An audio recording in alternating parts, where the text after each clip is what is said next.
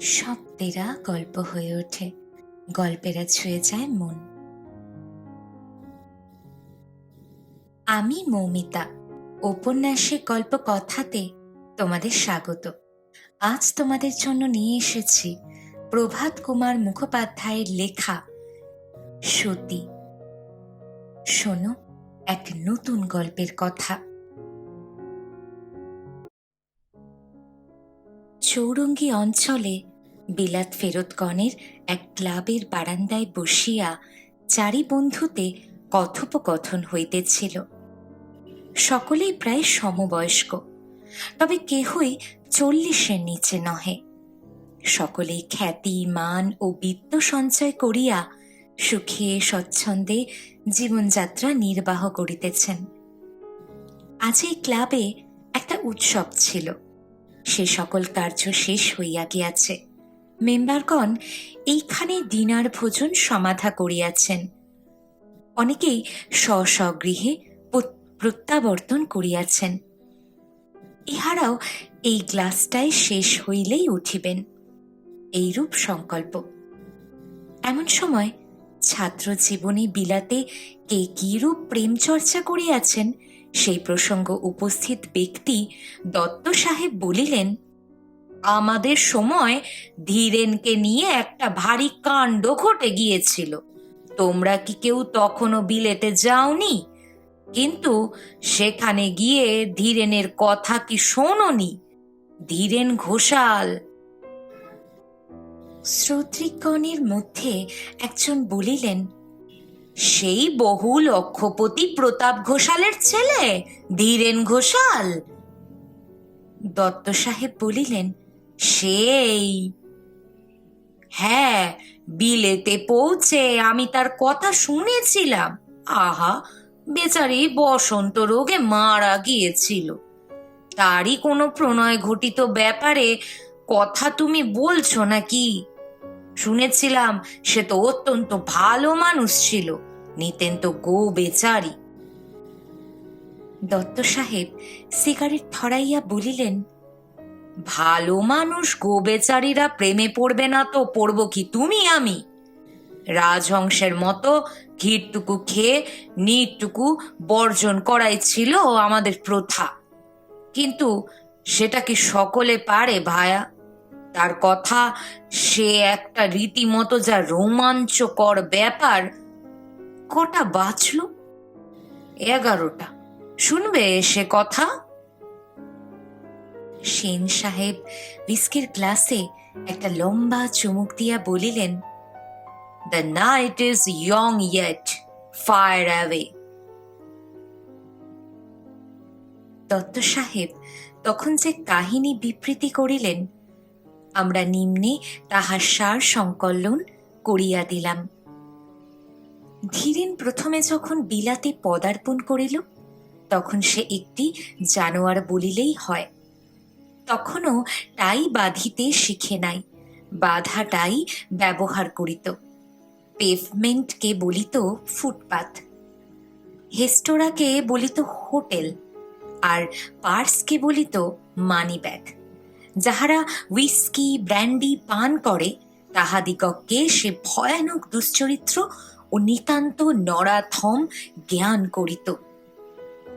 বিলাতে আমি ছাড়া তাহার পূর্ব পরিচিত কোনো বন্ধু ছিল না, সুতরাং সে আসিয়া আমার বাসাতেই উঠিল। আমি স্টেশনে গিয়া তাহাকে নামাইয়া আনিয়াছিলাম। তাহাকে জিজ্ঞাসা করিলাম, কি পড়বে? প্রথমত ইঞ্জিনিয়ারিং, তারপর ডিগ্রি নিয়ে জাহাজ নির্মাণ শিখতে বাবা বলে দিয়েছেন। বাবার মতলব আছে ভবিষ্যতে একটা কোম্পানি গঠন করে জাহাজ নির্মাণের কারখানা খুলবেন। তাহলে তো অন্তত 5 বছর ধাক্কা বলো। তা বাবা মাসে মাসে কত পাউন্ড করে তোমায় পাঠাবেন? পাঠাবেন কি, সমস্ত টাকাই আমার সঙ্গে তিনি দিয়ে দিয়েছেন, অর্থাৎ ড্রাফট দিয়েছেন। ড্রাফট ভাঙিয়ে নিয়ে কোনো ব্যাংকে জমা রাখতে বলেছেন, প্রয়োজন মতো মাসে মাসে বের করে নিতে হবে। কত পাউন্ড? 4000। আমি বিস্ময়ে চমকিয়া উঠিলাম, বলিলাম, 4,000 পাউন্ড, 60,000 টাকা! Lucky dog! ধীরেন বলিল, বাবা বলেছেন বিদেশ বিভুঁই, হঠাৎ কোনো বিপদ আপদ হয়, ব্যারাম পীড়া হয়, কিছু বেশি টাকা সঙ্গে থাকা ভালো। যা অবশিষ্ট থাকবে ফেরবার সময় দেশে নিয়ে যেতে বলে দিয়েছেন। আমি বলিলাম, আদর্শ পিতা, কিন্তু পুত্ররত্ন যদি তার এই কাঁচা বয়সে বদখেয়ালিতে টাকাগুলো উড়িয়ে দেয়? ধীরেন সগর্বে বলিল, সে বিশ্বাস আমার উপর বাবার আছে। জন্মকাল থেকে এই 25 বৎসর তিনি আমার উপর সতর্ক দৃষ্টি রেখেছেন।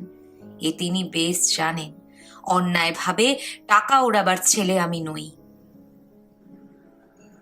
8-10 দিন লন্ডনে থাকিবার পর ধীরেন গ্লাসগো বিশ্ববিদ্যালয়ে যাইতে প্রস্তুত হইল। আমি বলিলাম, তুমি আমার সঙ্গে চলো ভাই, সব ঠিক ঠিকানা করে দিয়ে আসব। তৎপূর্বে তাহার সেই 4,000 পাউন্ডের ড্রাফট ভাঙাইয়া ব্যাংকে হিসেব খোলা হইয়াছিল। আমি ধীরেনকে সঙ্গে লইয়া গ্লাসগো গিয়া তাহাকে ভর্তি করিয়া দিলাম। একটা উচ্চ শ্রেণীর বোর্ডিং হাউসে তাহার থাকিবার বন্দোবস্ত করিয়া দিয়া আসিলাম। গ্লাসগো হইতে প্রায়ই সে আমায় চিঠিপত্র লিখিত। মাস 6 পরে ধীরেনের নিমন্ত্রণে আমি একদিন গ্লাসগো যাত্রা করিলাম। দেখিলাম এই 6 মাসে সে অনেকটা মানুষের মতো হইয়াছে। এখন আর ইংরেজি উচ্চারণে ভুল করে না, রোস্ট ফাউলে মাস্টার্ড মাখিয়া খাইতে উদ্যত হয় না, এবং ডিনারের পর 2-1 গ্লাস হুইস্কি সেবন করিতেও অভ্যস্ত হইয়াছে। যে বোর্ডিংয়ে তাহাকে আমি রাখিয়া আসিয়াছিলাম তাহা সে ছাড়িয়াছে, এখন রুমস লইয়া বাস করে। বন্দোবস্ত একটু উচ্চ ধরনের, মূল্যও তদ অনুযায়ী দিতে হয়। প্রথম কয়েকদিনে সে আমার নিকট কিছুই ভাঙে নাই। আমার লন্ডনে ফিরিবার পূর্বদিন সান্ধ্য ভোজনের পরে তার বসিবার ঘরে আগুনের কাছে বসিয়া আমরা যখন হুইস্কি খাইতেছিলাম, তখন সে আমায় বলিল, দত্ত, আমার জীবনের একটা নূতন ঘটনা ঘটছে। জিজ্ঞাসা করিলাম, কি ঘটনা হে? সে মুখ টিপিয়া হাসিয়া বলিল, আমি প্রেমে পড়েছি। আমি বলিলাম, বহুত আচ্ছা, মর্দ কা বাচ্চা, এই তো চাই। তা ছুরিটা সুন্দরী তো? ধীরেন চটিয়া বলিল, ছুরি নয়, সে ভদ্র গৃহস্থ ঘরের মেয়ে, আর তোমাদের মতো। আমি বাধা দিয়া বলিলাম, হ্যাঁ হ্যাঁ, আমরা সবাই পাষণ্ড, আর তুমি খুব সাধু, তা আমি জানি। তা তুমি কি করতে চাও শুনি? ধীরেন গম্ভীর স্বরে বলিল, আমি তাকে বিবাহ করতে চাই। শুনিয়া আমি একটি শীষ দিয়া 1 মিনিট কাল নীরবে বসিয়া রহিলাম।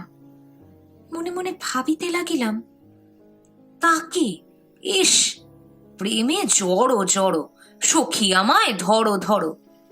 শেষে শ্লেষ ভরে জিজ্ঞাসা করিলাম, তাকে প্রপোজ করেছ নাকি? ধীরেন বলিল, না, তা এখনো আমি করিনি। ধীরেনের প্রণয়িনীর পরিচয় জিজ্ঞাসা করিয়া জানিলাম তার নাম বার্থা ম্যাকজন। তাহার বয়স 22 বৎসর। বিধবা মা আছেন, একটি ভাই একটি বোন আছে। ভাইটি হাই স্ট্রিটে মুদির দোকান করে, এটি তার পৈতৃক দোকান। বার্থা কিছু লেখাপড়া শিখিয়াছিল। গ্লাসগো শহরে একটি ধনী পরিবারের ছেলে মেয়েদের গর্ভানেসের স্বরূপ সেই বাড়িতেই থাকে। আমি বলিলাম, ভায়া, এমন কার্যটি করো না। ওরা হলো রাজার জাত, আর আমরা হলাম কালা আদমি, ওদের প্রজা। তুমি যদি মেয়ে বিয়ে করে এদেশেই বাস করতে পারো, তাহলে সে একরকম চলে যেতে পারে, কিন্তু যদি তাকে নিয়ে দেশে ফিরে যাও, তাহলে তোমার লাঞ্ছনার সীমা থাকবে না। তোমার মা বাবা, আত্মীয় স্বজন সকলেই তোমার এই মেমকে বিষ নয়নে দেখবেন। আর তোমার মেম দেখবেন সে দেশের ইংরেজ সমাজ কালা আদমি বিবাহ করার জন্যে তাকে অতি ঘৃণায় চোখে দেখছে। তোমরা হবে ধোবিকা কুত্তা, না ঘরকা না ঘাটকা। এখনো প্রপোজ করনি, সেই মঙ্গল। সময় থাকতে সাবধান হও। এর বেশি আমি আর তোমায় কিছু বলতে চাইনি।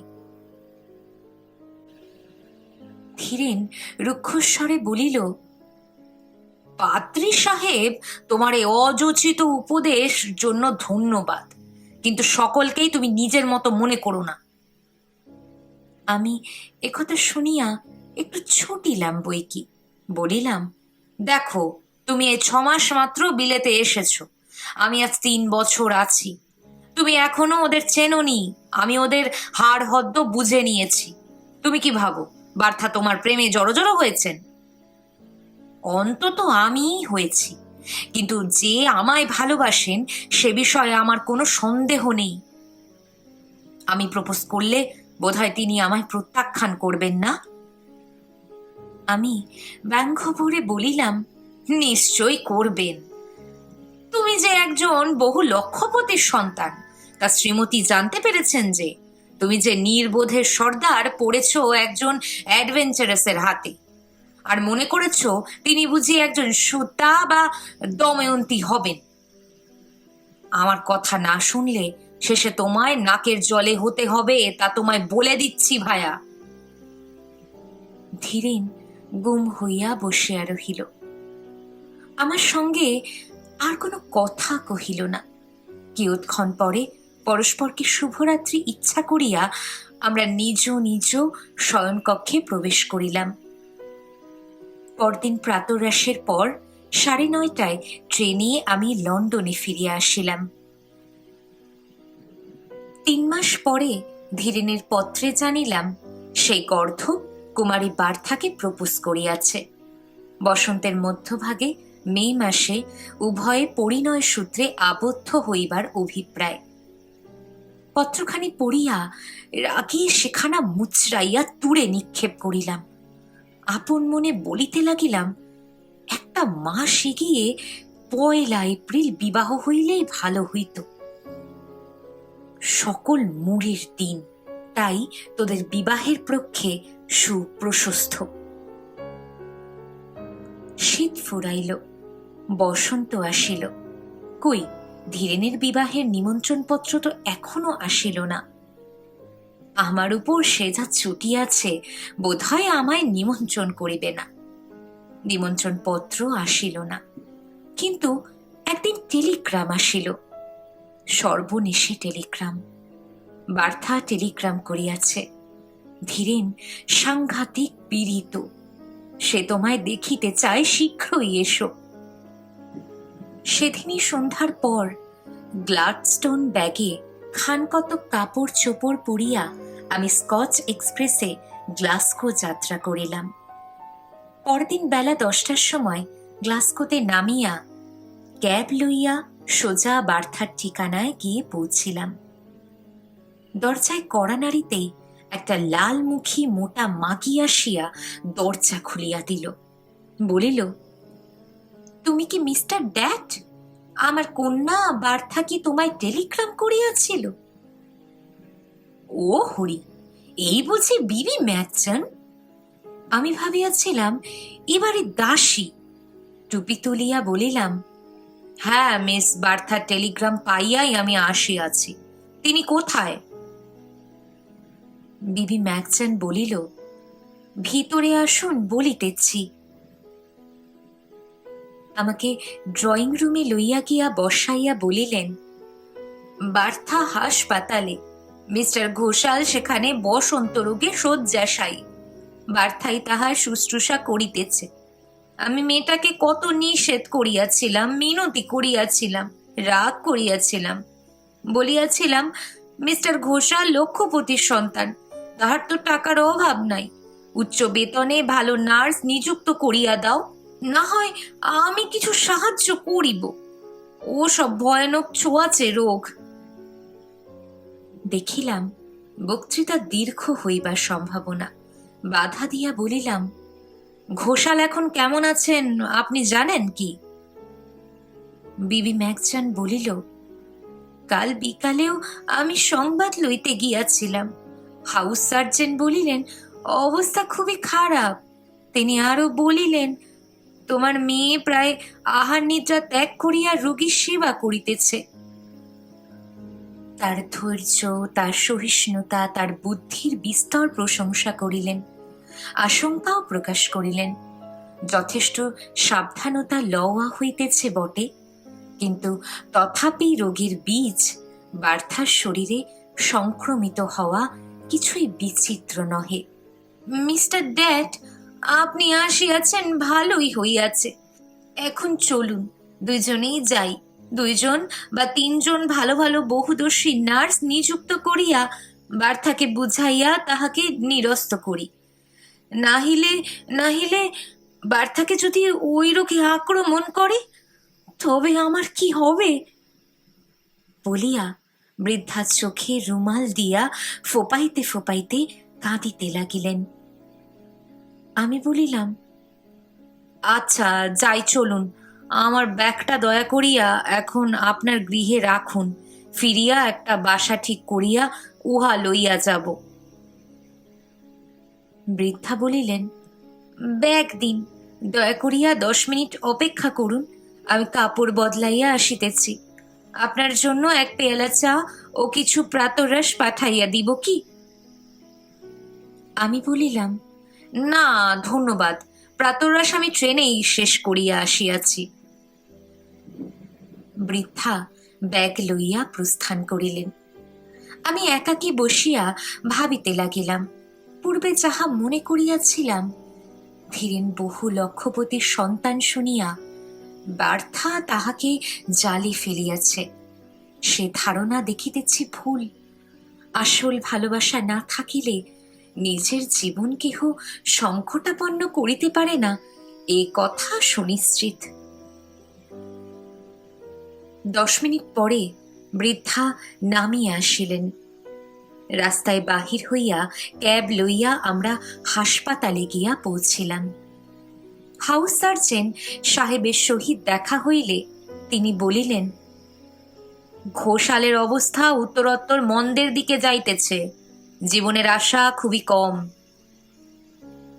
বার্থার মা বলিলেন, আমার মেয়ের কি হবে ডাক্তার? তার রক্ষা পাওয়ার উপায় কি? ঈশ্বরের দোহাই ডাক্তার, আমার মেয়েকে রোগীর নিকট হইতে তাড়াইয়া দাও, নইলে সে বাঁচিবে না।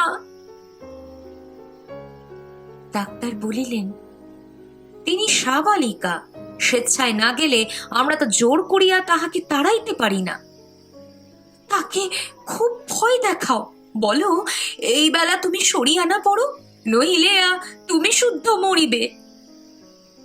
ডাক্তার বলিলেন, সে ভয়ও দেখাইয়াছি, কোনো ফল হয় নাই।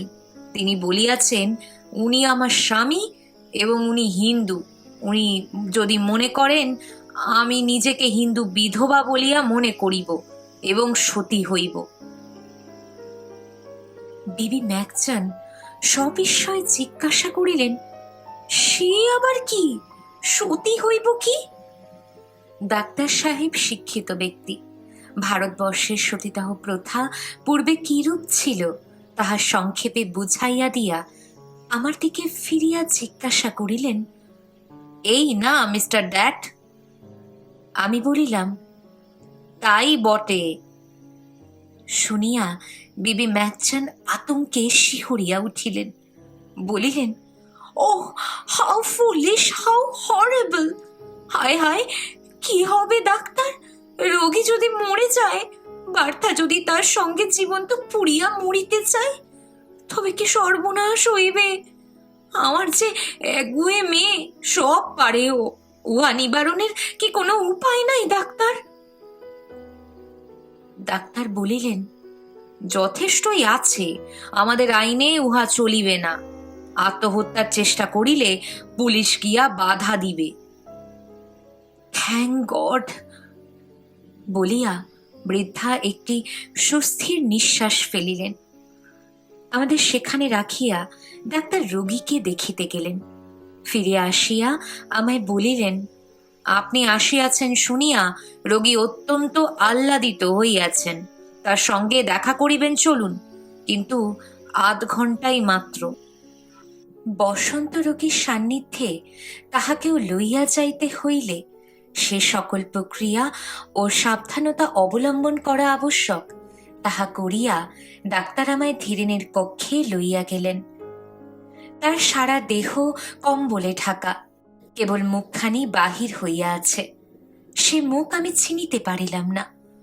বসন্ত গুটিকায় তাহা আচ্ছন্ন দেখিয়া আমার চোখে জল আসিল, কিন্তু রোগীর সাক্ষাতে অশ্রুপাত করা অন্যায় বিবেচনায় বহু কষ্টে আমি উহা সংবরণ করিলাম। ডাক্তার সাহেব বার্থাকে বলিলেন, মিস ম্যাকজন, তুমি চলো, স্নানাদি করিয়া তোমার মার সঙ্গে সাক্ষাৎ করিবে, তিনি তোমায় দেখিবার জন্য অপেক্ষা করিতেছেন। বার্থা ধীরেনের শয্যা পাশে হাঁটু গাড়িয়া বসিয়া স্নেহকোমল কণ্ঠে বলিল, তুমি ততক্ষণ তোমার বন্ধুর সঙ্গে কথা কও প্রিয়তম, আমি শীঘ্রই আসিতেছি। ক্ষীণ স্বরে ধীরেন কি বলিল আমি তাহা শুনিতে পাইলাম না। বার্থা ডাক্তার সাহেবের সঙ্গে চলিয়া গেল। জিজ্ঞাসা করিলাম, কেমন আছো ধীরেন? ধীরেন ক্ষীণ স্বরে বলিল, আর কেমন ভাই, আমার দিন তো ফুরিয়া এসেছে, বড় জোর আর একদিন কি দুদিন বোধ হয়।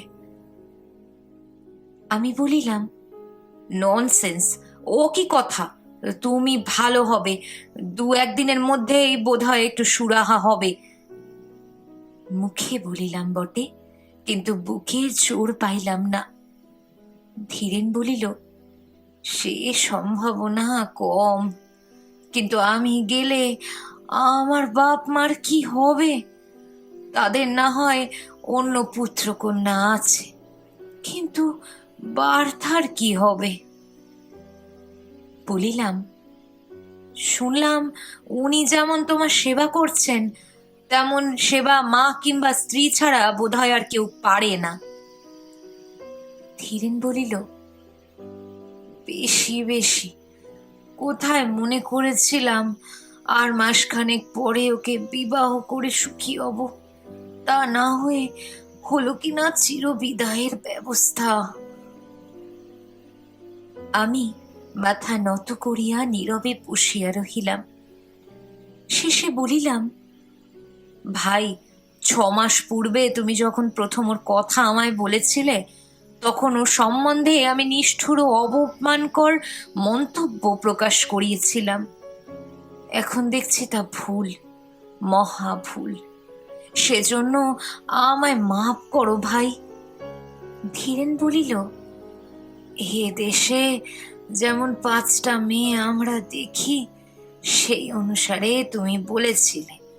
তোমার দোষ কি, তুমি তো জানতে না। আর ওর যে এত গুণ, তা আমি কি তখন সব জানতাম? ওকে বিয়ে করে নিয়ে গেলে আমার মা বাপ আত্মীয় স্বজন বিরক্ত হবেন শুনে ও কি বলেছিল জানো? ও বলেছিল, আমি তো সেখানে গিয়ে মিমির মতো থাকবো না। তোমার বোনদের ছবিতে যেমন দেখেছি, আমি সেই রকম শাড়ি পরবো, সিঁদুর পরবো, হাতে খাবো, খালি পায়ে বেড়াবো। তাহলে কি আমি তাদের স্নেহ আকর্ষণ করতে পারবো না? সবই হলো, শাড়ি, শাখা, সিঁদুর সবই পরা হলো। বলিতে বলিতে ধীরেনের চোখ দিয়া হু হু করিয়া জল পড়িতে লাগিল। ডাক্তার সাহেবের নিকট বার্থা যে সতী হইবার কথা বলিয়াছিল, সে কথা ধীরেন তো শোনে নাই। ভাবিলাম এখন উহাকে বলি, তারপর আবার মনে হইল সে কথা বলিয়া উহার যাতনা বাড়াইয়া আর ফল কি। একটু শান্ত হইয়া ধীরেন বলিল, ভাই, দুটো কাজের জন্যে তোমায় ডেকেছি। প্রথম, আমার মৃত্যু হলে এরা যেন আমায় কবর না দেয়। লন্ডনে ক্রেমেটোরিয়াম আছে, আমার কফিন সেখানে নিয়ে দাহ করো। দ্বিতীয় কথা, ব্যাংকে আমার এখনো 50,000 টাকার উপরে জমা আছে। বাসায় আমার ওয়ার্ড্রোবের দেরাজে আমার চেক বই আছে, 2-3খানা চেক আমার সই করাও আছে। অন্ত্যেষ্টি খরচ 200-100 পাউন্ড যা লাগে, তা বাদে সমস্ত টাকার চেক লিখে বার্থাকে দিও। এই 2টি কাজের জন্যেই বিশেষ করে তোমায় ডেকে পাঠিয়েছিলাম। আর দেশে ফিরে গিয়ে আমার বাবা মাকে যথাসাধ্য সান্ত্বনা দিও। আর কি বলবো? আবার তার চোখ দিয়া জল গড়াইয়া পড়িতে লাগিল। ডাক্তার সাহেব সেই সময় আসিয়া বলিলেন, মিস্টার ড্যাট, 8 ঘন্টা উত্তীর্ণ হইয়া গিয়াছে। ইচ্ছা করেন তো আবার আসিয়া সাক্ষাৎ করিতে পারেন। ধীরেনের দিকে চাহিয়া বলিলাম, এখন তাহলে আসি ভাই। বলিয়া উঠিলাম। করিডোরে যাইতে যাইতে দেখিলাম স্নান সারিয়া তপস্বিনী গৌরীর মতো বার্থা রোগীকক্ষ অভিমুখে যাইতেছেন। আমি টুপি তুলিলাম, কেবলমাত্র এটিকেট রক্ষার জন্যে নহে, তার প্রতি শ্রদ্ধায় আমার বুক ভরিয়া গিয়াছিল। নীরবে আমি তাহাকে সম্মান জ্ঞাপন করিলাম। আর 3টি দিন মাত্র ধীরেন জীবিত ছিল। তাহার মৃত্যুর কয়েক ঘন্টা পূর্বেই সেই কাল ব্যাধি বার্থার শরীরেও আত্মপ্রকাশ করিল। আমি তৎপূর্বেই ধীরেনের চেক বই হইতে 2খানি চেক কাটিয়া রাখিয়াছিলাম, একখানি অন্ত্যেষ্টিক্রিয়া ব্যয়ের জন্য, অপরখানি বার্থার নামে। ধীরেনের মৃত্যুর পরদিন বার্থার চেকখানি আমি ডাক্তার সাহেবের হাতে দিয়া যথা কর্তব্য তাহাকেই করিতে বলিয়াছিলাম। পরদিন বার্থার সঙ্গে গিয়া আমি দেখা করিলাম। বার্থা জিজ্ঞাসা করিল, আপনি কবে লন্ডন ফিরিবেন? বলিলাম, তোমাকে আরোগ্যের পথে দেখিয়া তারপর আমি যাইব। বার্থা একটু মৃদু হাসিল, বলিল, ধীরেনের কফিন ভালো জায়গায় আছে তো? আছে। দেখুন, আমি মরিলেও আমাকে যেন কবর না দেয়, আমিও দাহ হইব। এবং বুঝিলেন? আমি বলিলাম, বুঝিয়াছি, ঈশ্বর করুন তাহা যেন আমায় না করিতে হয়। আপনি ভালো হইয়া উঠুন। বার্থা বলিল, ঈশ্বরের অভিপ্রায় কি, দেখা যাক। দেখুন, ধীরেনের সেই চেকের কথা, যদি আমি বাঁচি ও চেক আমি লইব, যদি না বাঁচি তবে এই টাকা এই হাসপাতালে ধীরেনের স্মৃতি রক্ষার্থে দিয়া যাইব। ডাক্তার সাহেবকে আমি সে কথা বলিয়াছি। প্রতিদিন আমি গিয়া বার্থার সংবাদ লইতাম। 7ম দিনে বার্থার আত্মা তার প্রিয়তমের আত্মার অনুসরণের অনন্তের পথে ছুটিল।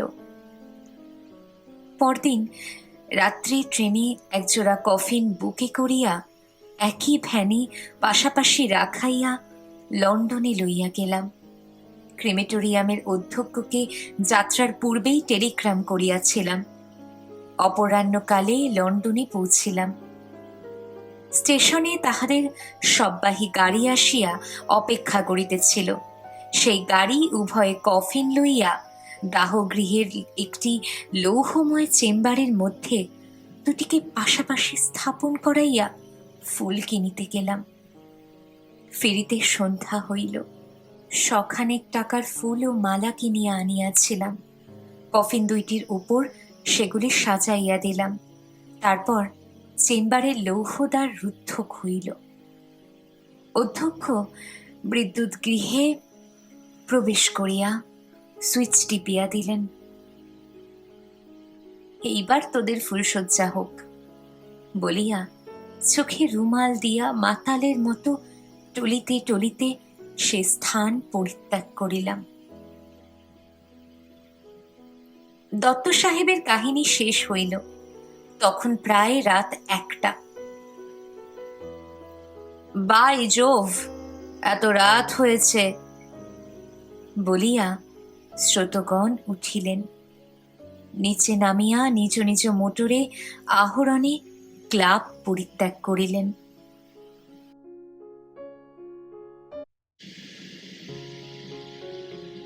শেষ হলো আজকের গল্প সতী। লিখেছেন প্রভাত কুমার মুখোপাধ্যায়। যে নারী সত্যিকারের ভালোবাসাকে সম্মান দিয়ে নিজের সবটুকু ত্যাগ করেন তারাই মূলত সতী বলে পরিচিত। তারা দেশ, জাতি, সীমান্ত সবকিছুর ঊর্ধ্বে। সত্যিকারের প্রেম টিকে থাকে আত্মার সংযোগে। সতী এই নাম আসলে যেন এক প্রেমের চিরন্তন ছায়া, যা এই গল্পে আমরা দেখতে পেলাম। গল্পেরা শুধু শোনা যায় না, অনুভব করতে হয়। আর সেই অনুভূতি তোমাদের সঙ্গে ভাগ করে নিতে আমি আছি উপন্যাসী গল্পকথাতে। এই গল্প যদি সত্যি তোমাকে ছুঁয়ে যায়, একটা লাইক দিও, কমেন্টে তোমার মতামত জানাও, আর প্রিয়জনদের সঙ্গে অবশ্যই শেয়ার করো। সাবস্ক্রাইব করে বেল আইকন অন করো, যেন পরের গল্পের প্রথম শ্রোতা তুমিই হও। আজকের মতো এখানেই শেষ, কিন্তু গল্পেরা তো শেষ হয় না, তারা নতুন করে জন্ম নেয় প্রতিবার। তাই আবার দেখা হবে নতুন গল্পে। ধন্যবাদ।